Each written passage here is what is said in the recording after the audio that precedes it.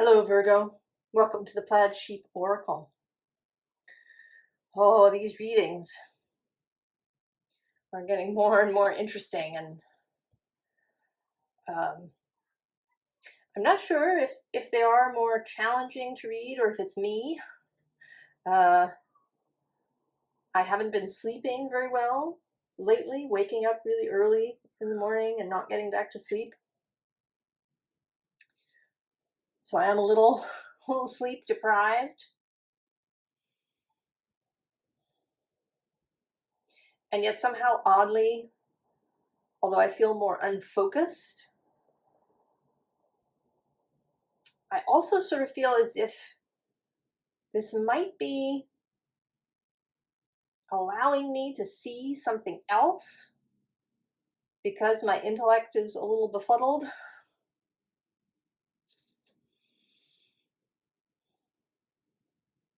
We've also been having a lot of solar flares, X-class and M-class flares. A lot of incoming energy. I don't know if you've been feeling it, Virgo. You are the sign of the body. You may be feeling it. It can activate the immune system. But your card here is this very interesting one. It's the first time it's ever come out. It says, when all seems ended. And what came out immediately after I read that was, when all seems ended, it's only just beginning. When all seems ended, it's only just beginning. And there's a few interesting things about this card. First of all, there is this full moon.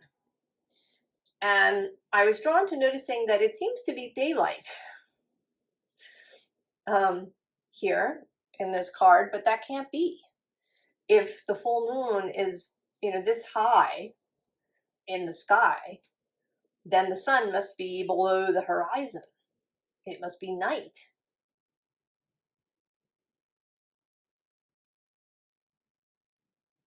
And then there's this, right, this kind of chaos happening down here below.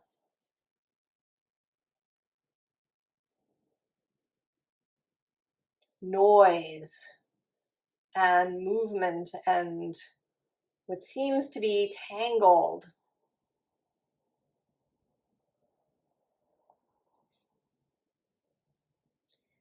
So I don't know, Virgo, are you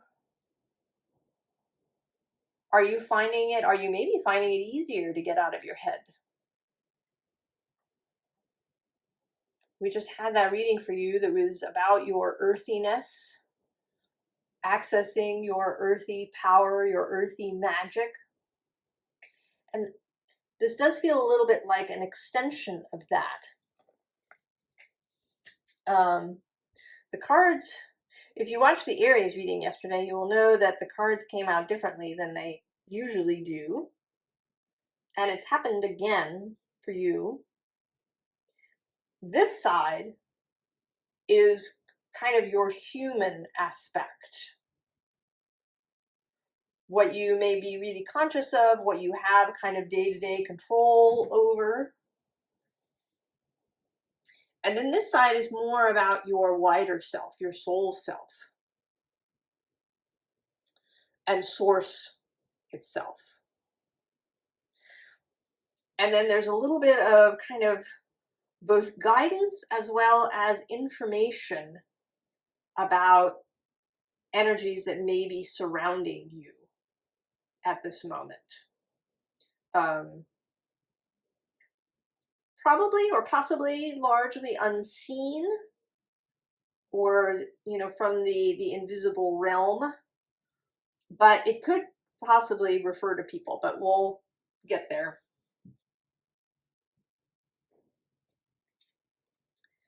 So we start with this observer card,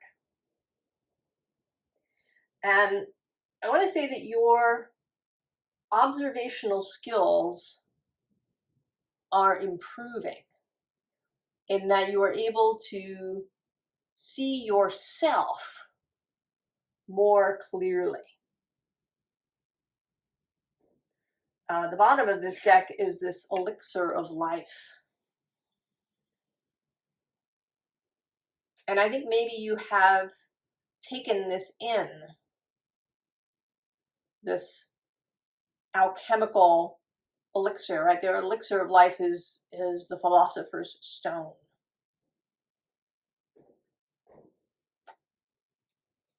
That which can turn lead into gold or to heal.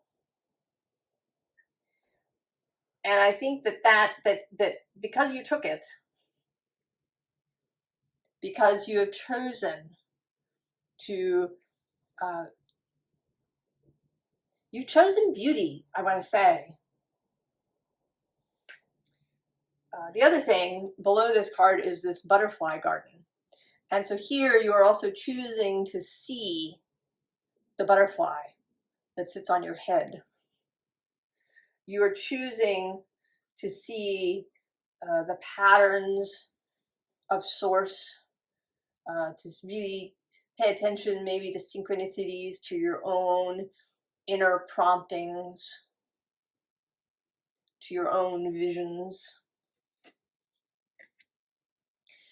And so here, as the observer, you've had a choice. You could see yourself kind of in this state where maybe you're not really hearing anything. Things look a little bit gray. She looks like she might be a little bit sad, disconnected, right? Can you hear me? So you could see yourself that way. But I think that instead you are choosing to see yourself this way, as this fabulous figure in the red garden, vibrant, beautiful, really awake, really splendid. Here you got this little bird on your shoulder, that so you hear the messages that are coming in.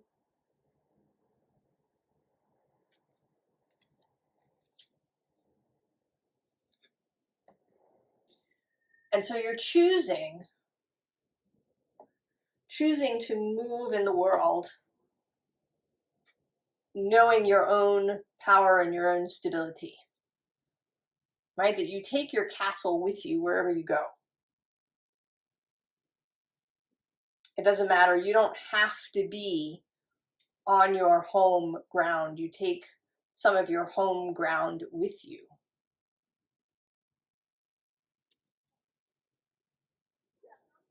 It's just, embodied in you.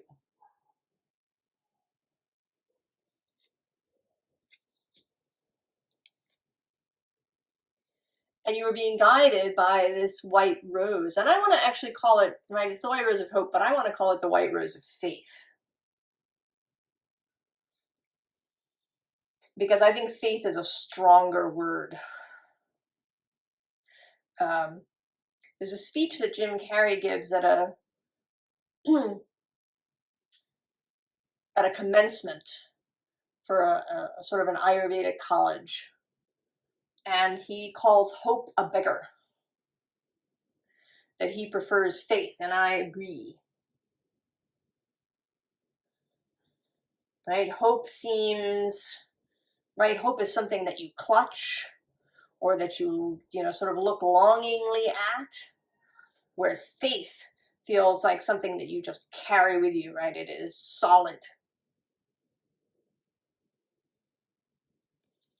Right? This is faith. So this star kind of that you follow, that you now have faith, that you're headed in the right direction, that although some things end, new things begin.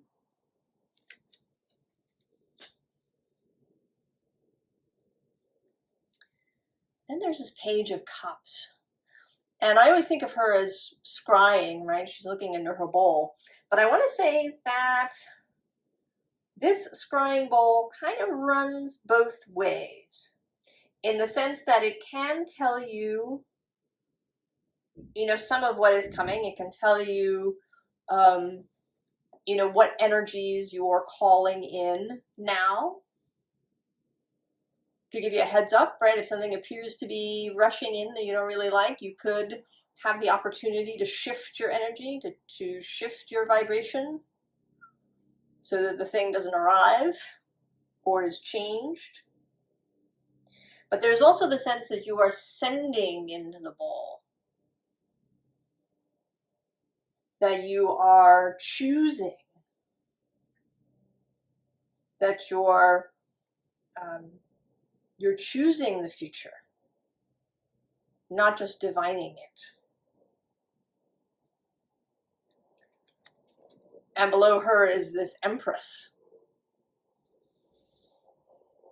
right? This is the creational energy that you are summoning, so that you aren't, right? You're not ruled by fate. You're not trapped by whatever you see in the bowl.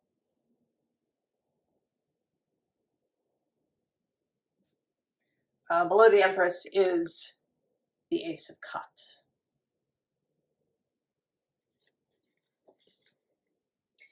Now the bottom of this deck has the Eight of Swords, right? Leaving analysis paralysis and any kind of overthinking behind.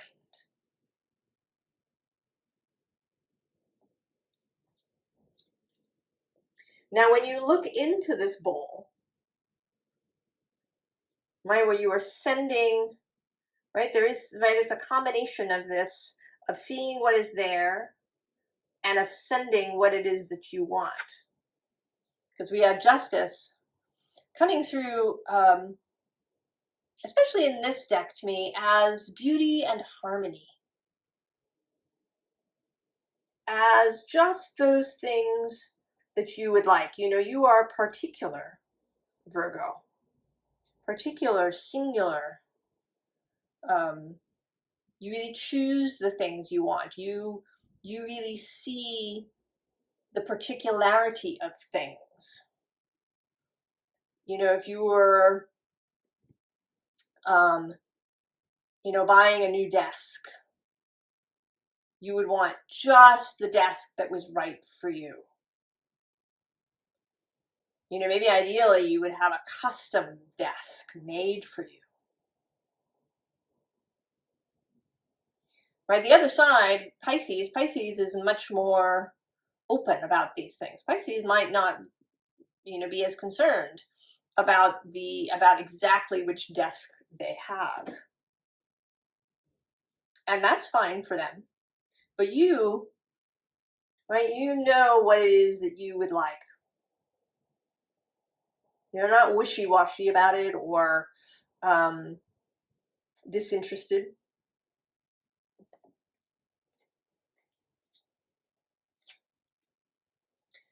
And then with the Ten of Swords, removing obstacles, removing anything that restrains you.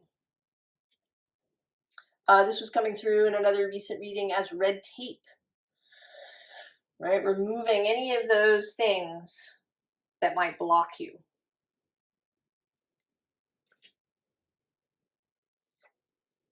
But we do have the moon.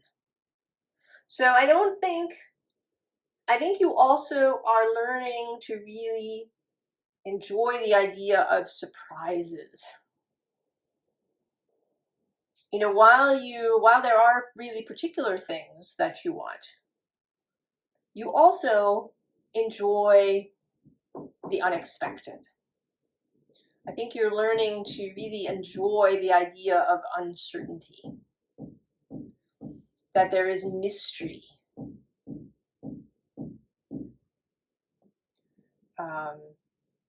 that there is, you know, kind of possibility coming up. You don't need to see or to choose, you know, your whole year ahead. And then we have the Five of Wands appearing, and it was this Five of Wands that really got me to thinking about this card as a creational space, as kind of that quantum space, right? With all of these foxes being, you know, different quantum waves, superpositions that, when chosen and observed, collapse into whatever it is that you want or intend. And I think you're enjoying that too. This idea that things, you know, that there might be surprises, that it's a joyful process, creation. Now, your wider self and its activities. So the first thing is that it's tying up loose ends, right? It's tying things off. You know, just as you have this Ten of Swords, where maybe you're removing thoughts, beliefs that hinder you.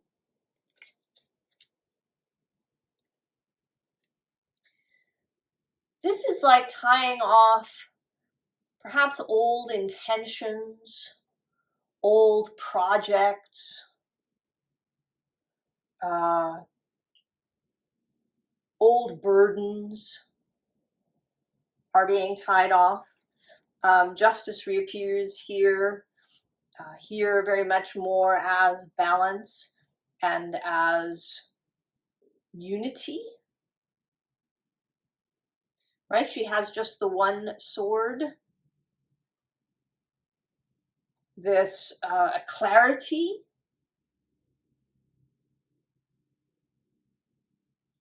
She's not carrying a lot of stuff. She just has her sword.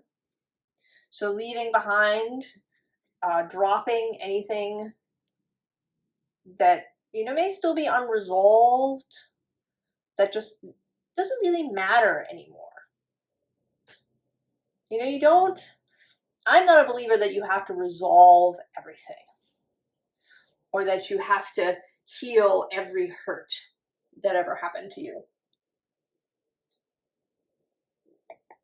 I don't even think you necessarily have to actively release every resentment. I don't know that it's necessary that you have a completely clear basement, shall we say. But mostly, right? That it's not all cluttered up and filled with junk to the ceiling, right? There's tidy, clear, and you've blown fresh air through it.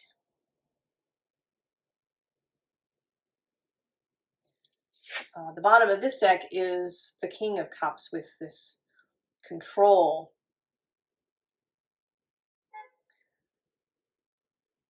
So finding, kind of finding control over triggers, over those things which in the past may have spun you out.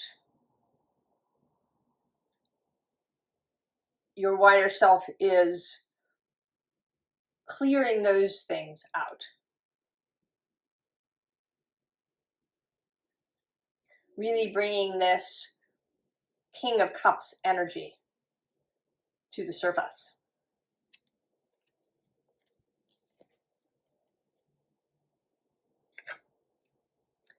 And then fear, this Nine of Swords.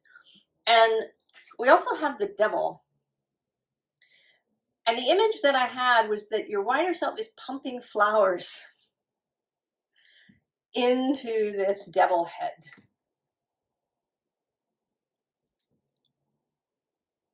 So, right, this focus, there's been such a focus too in those readings on flowers. Right, houses of flowers, this red garden, the white rose of faith, choosing the decks here in this reading that have flowers as their symbolism. So there's something about that. And I think that you, in this case, I mean, I could go on about flowers, but I think you want to decide what it is that flowers mean to you. You know, all the different things that are associated with flowers and how they are and what they do and how they make you feel. There may be something here too with your earthiness. Perhaps to plant flowers if you have that ability, to buy fresh flowers, to maybe get artwork of flowers, to work with perfumes and essential oils, to eat flowers, because lots of them are edible. Right? Your wider self wants to fill all of this space of fear and constriction with flowers, so that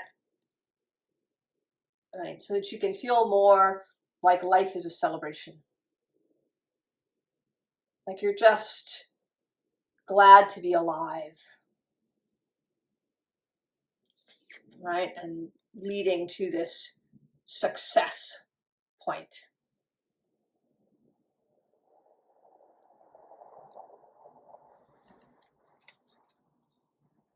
Right, very power pose, this success. And again, right, in her flowered red dress.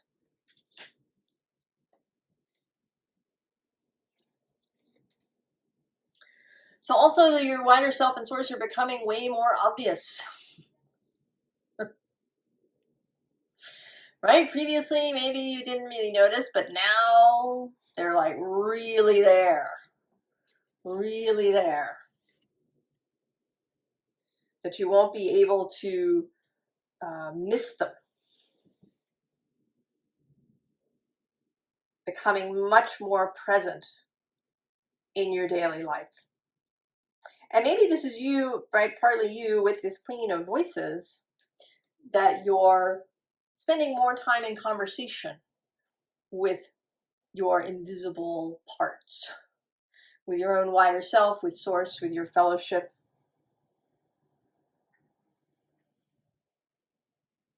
Right, with all these crows, that you're spending more time,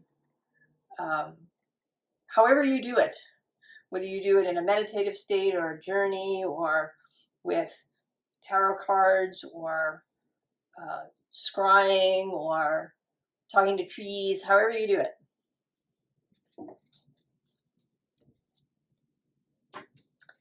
The bottom here is the 10 of inspiration, the 10 of wands repeating. And here in a positive direction, right? Making progress. Your wider self is really supporting you in making this progress.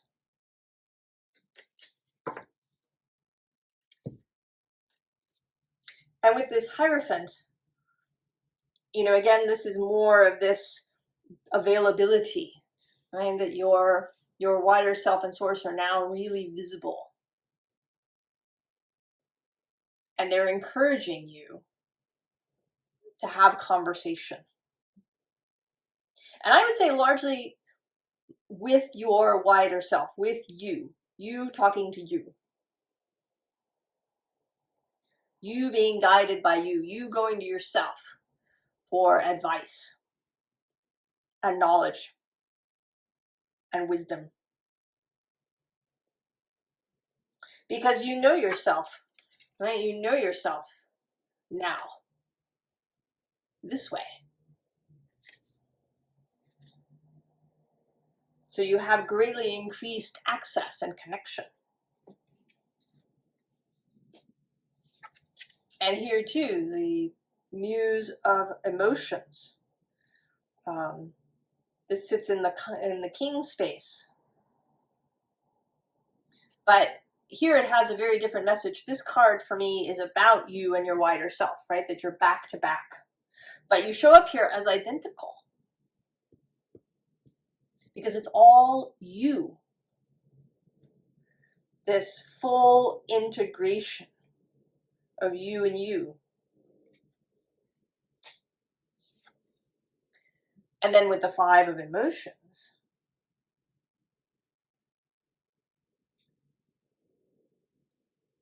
greater skill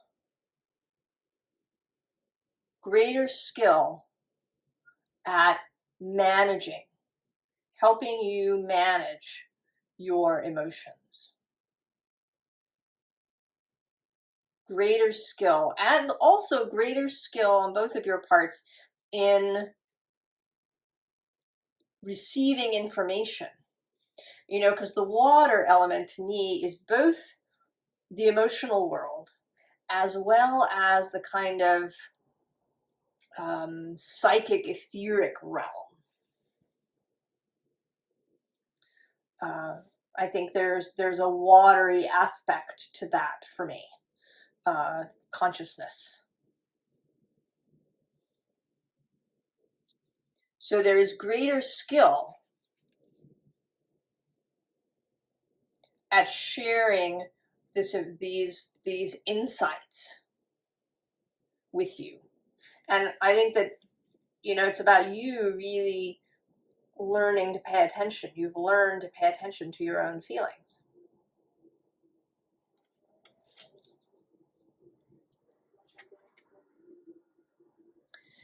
And then there's the physical realm too.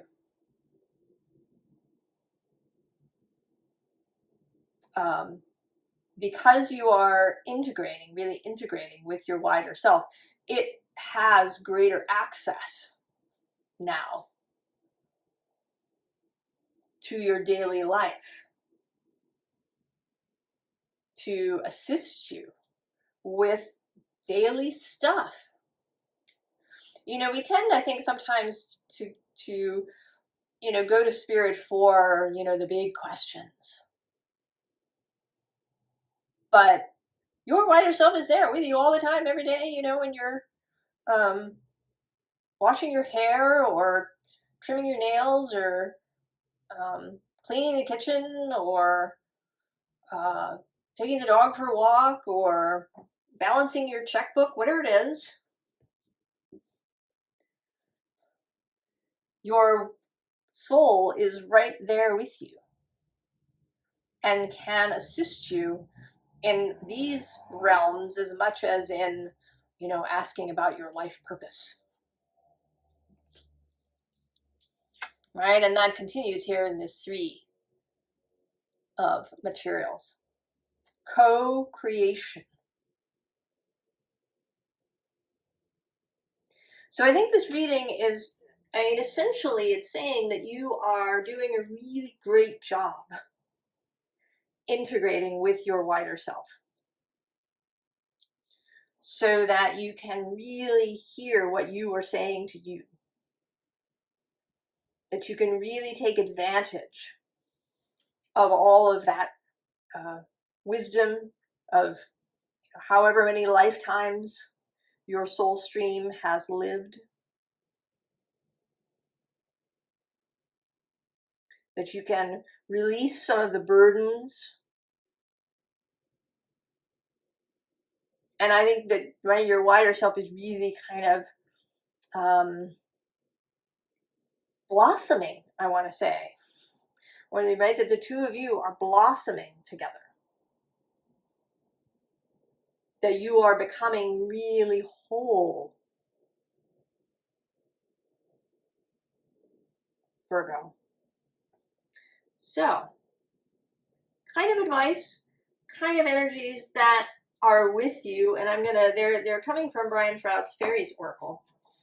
And I'm gonna read just a tiny bit from each one so that you sort of have a sense. So the visible underlying is this fawn card.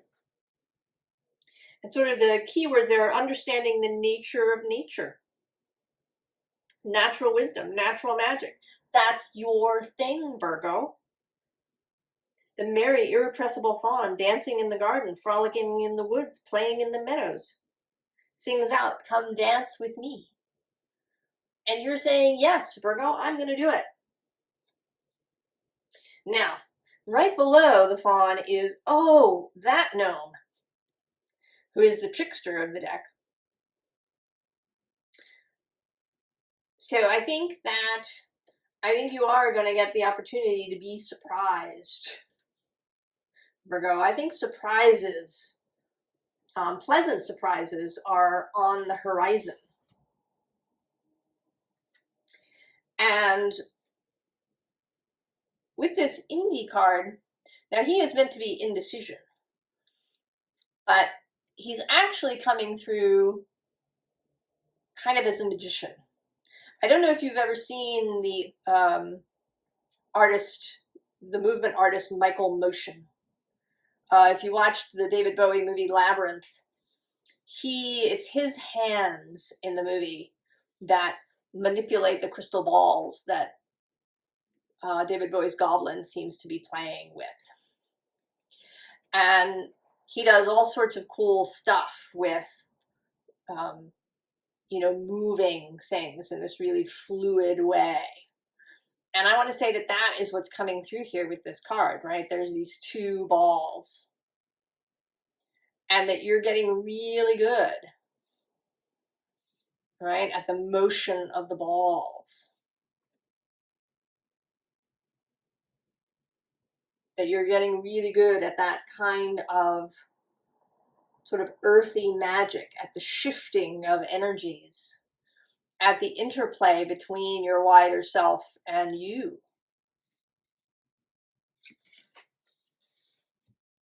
And then, of course, we have the Sage. Of course, he should come up for you, Virgo. The Hermit is your tarot card. The Sage's keywords are wisdom, hidden knowledge, retreat, old age, and patience. The Sage is also the shaman. Not all wise men are shamans, and not all shamans are wise men, but this one is both. Power informed by wisdom, and wisdom made manifest by power.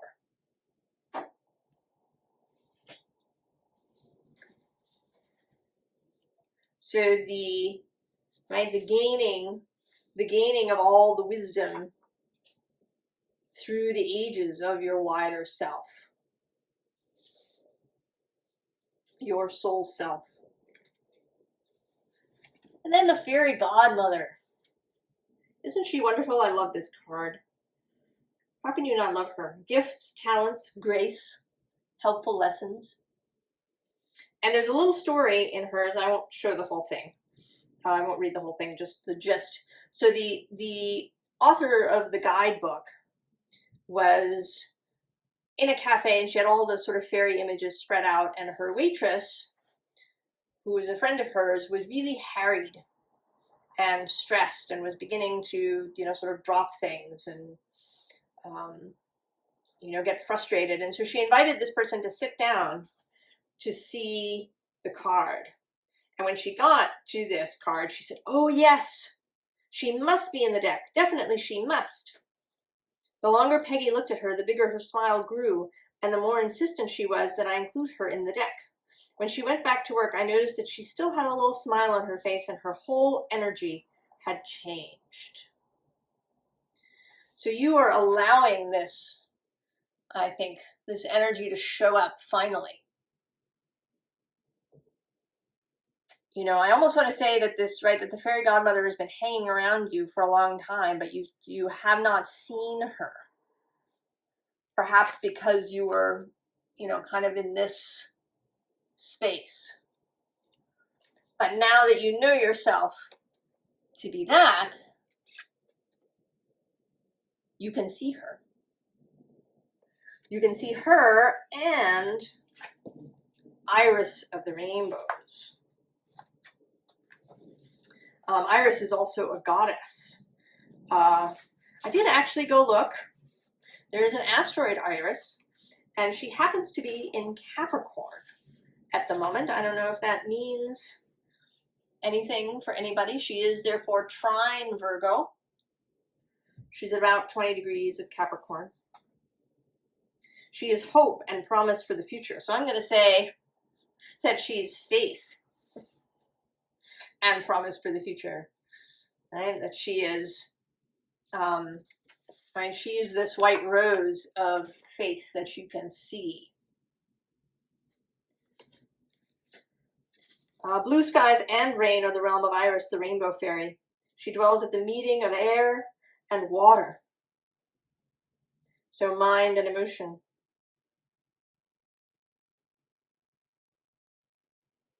Right? Wrapped in rainbows.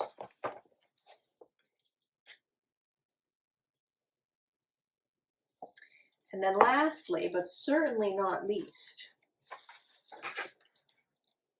we have the maiden. Auspicious beginnings, birth, growth, joy, and also hope. And again, I'm going to say faith. From her crown of light to her star-jeweled toes, the maiden is pure joy. She is the face of the force that generates growth throughout all the worlds. And she is eternal, right? She is this eternal faith, this eternal renewal. When all seems ended, it is just the beginning, Virgo.